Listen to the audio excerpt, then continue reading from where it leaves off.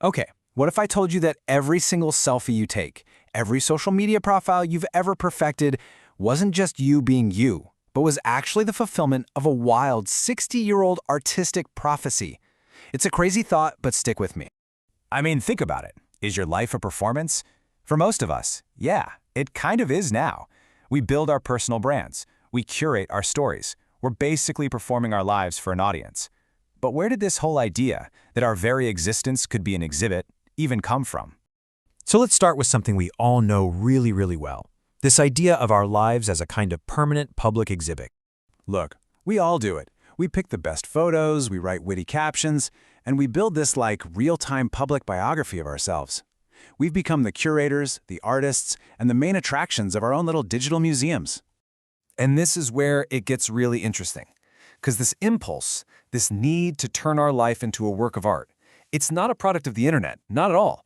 It's an idea that was born in the avant-garde art world, way before anyone had ever heard of a like or a follow. To really get this, we have to meet a guy who's been largely overlooked by history, but who is, I think, one of the most important artists of the 20th century. His name is Timm Ulrichs. And listen, this guy was all in. As early as 1961, and that's years before other big-name performance artists even got going, he officially declared himself the first living artwork. He then literally put himself on display in a glass box. He even got V End tattooed on his eyelid, a final artistic statement that you'd only see when he died. He wasn't making art, he was being art. And that's the absolute key to understanding him. For Timm Ulrichs, the big creative act wasn't painting a picture or carving a sculpture. Nope.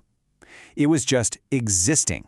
Your life, your body, you just being here, that was the finished masterpiece. Now, this idea sparked a huge philosophical clash with another, much more famous artist from that time, Joseph Бойs.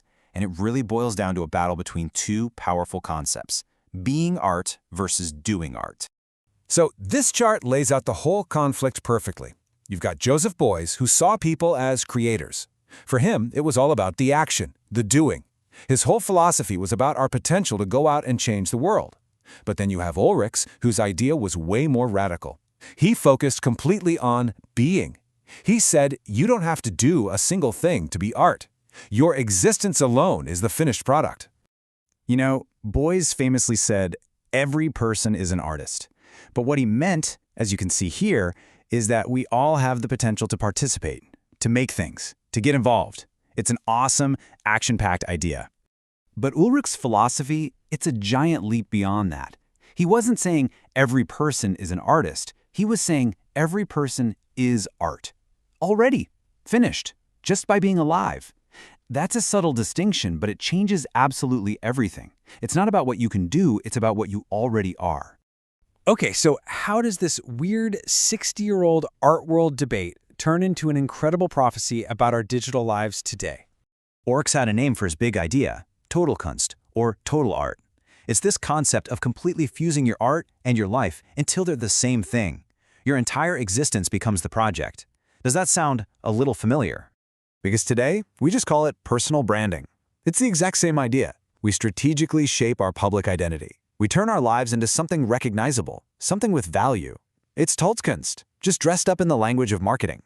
And here it is, the prophecy, fulfilled, the permanent exhibition of ourselves, check. The curation of a real-time biography, check. Turning our identity into a commodity, oh yeah. And using metrics like likes and views as a form of artistic judgment, total check. This isn't just like total Kunst. This is total Kunst in practice, on a scale that Ulrichs could never have dreamed of. The guy wasn't just an artist, he was a prophet of the selfie age. So what's the takeaway here? What does this mean for us, right now? Well, that brings us to the simplest and maybe the most powerful part of Timm Ulrichs' entire career. He eventually realized that the best way to get his idea across wasn't to put himself in a box or get a tattoo. No, it was just to hold up a mirror. By simply putting a mirror inside a gallery, Ulrichs pulled off this incredible magic trick. All of a sudden, you, the viewer, became the artwork. The frame of the mirror, the context of the museum, it instantly turned your reflection into an exhibit. He basically handed the job of being the artist over to you. In that moment, you are both the art and the artist.